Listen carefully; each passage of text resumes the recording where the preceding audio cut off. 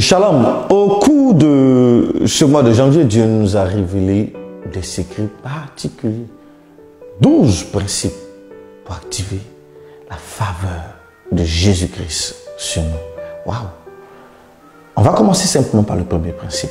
Le premier principe, c'est le principe d'être né de nouveau. Matthieu 6, verset 33. Il dit, cherchez premièrement le royaume de Dieu et sa justice. Et il va plus loin pour dire, et toutes choses vous seront données par-dessus tout. Ce qui veut dire simplement que si je suis vraiment de la nature de Christ, ressuscité d'entre les morts, et que j'apprends à marcher comme mon Seigneur Sauveur personnel, par le Saint-Esprit qui m'a laissé, vous allez voir que je vais attirer une certaine faveur. Qu'est-ce qui va se passer? Dieu, depuis les cieux, va porter mon nom aux anges pour qu'ils veillent sur moi, afin que mon pied ne heurte point une pierre. Donc ça, c'est le premier principe. Il faut que, pour activer la faveur, il faut qu'on puisse accepter Christ comme Seigneur Sauveur personnel. Il faut qu'on puisse apprendre à marcher, le chercher. C'est important. On ne peut pas vouloir de la grâce, vouloir de la faveur, vouloir des bénédictions, des trésors qui sont dans la main d'un Père, sans toutefois reconnaître qu'il est à telle position dans notre vie. Deuxième secret important, c'est le secret de la distinction. Souvenez-vous qu'une femme s'appelait la Sunamite. Donc, tous on l'appelle la Sunamite parce qu'elle a marqué le prophète Élisée en son temps. C'était wonderful. Qu'est-ce qu'elle a fait? Souvenez-vous. Elle a vu le prophète. Elle dit, mon prophète. Elle est passée par Géasi. Il faut qu'on bâtisse une maison pour le prophète parce que quand il quitte en bourse, il vient au moins s'il a un endroit où être, où il loge. Et c'est comme ça que quelque chose va se produire. Effectivement, elle bâtit une maison, une chambre. Et juste après, elle va déposer le chandelier, une petite table pour que le prophète puisse s'asseoir, méditer.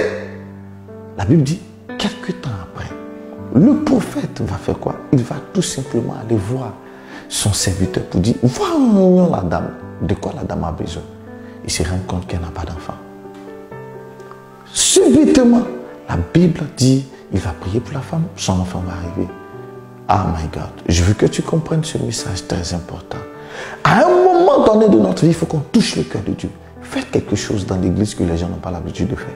Faites quelque chose dans votre famille, même biologique, que quelqu'un n'a pas l'habitude de faire. Touchez le cœur de Dieu en faisant quelque chose qui va être exagéré comme cette femme. Quand vous lisez 2 Rois, le chapitre 8, le verset 1, souvenez-vous encore de ce qui s'est passé. Il devait avoir la famine. La Bible dit le prophète va se déplacer pour aller voir la femme. Et il dit à la femme, la Sunamite, il faut que tu quittes là rapidement parce qu'il y a une famine qui vient. Selon vous, pourquoi est-ce que le prophète ose donner cette commission à la femme? C'est parce qu'en vérité, c'était distingué. Quand tu te distingues, tu as des informations particulières que personne d'autre n'a avant toi. Distinguez-vous. Faites des offrandes de qualité, des dons de qualité. Encore quoi? Des gestes de qualité. Des moments de jeûne de qualité, des adorations de qualité, des louanges de qualité. Quelque chose qui touche des gens. Alléluia. Et quelque chose qui va certainement toucher Dieu. Le troisième principe, je dis quelqu'un est béni. C'est le principe de tout simplement de l'intérêt de Dieu. Quel est l'intérêt de Dieu? Quel est l'intérêt que Dieu trouve en toi? Souvenez-vous de l'histoire des talents qui explique clairement. Quand vous lisez l'histoire des talents, on se rend compte que la Bible dit il a donné des talents selon la mesure qu'il voulait à chacun. À d'autres, il a donné 2, à d'autres, il a donné 4. À un, il a donné 1. Ce qui veut dire quoi? Ce qui veut dire simplement qu'à un moment donné, Dieu te donne, mais il te donne pour fructifier. Le don qu'il t'a donné, les talents qu'il t'a donné, c'est pour fructifier. Dieu te donne la capacité d'être un véritable adorateur.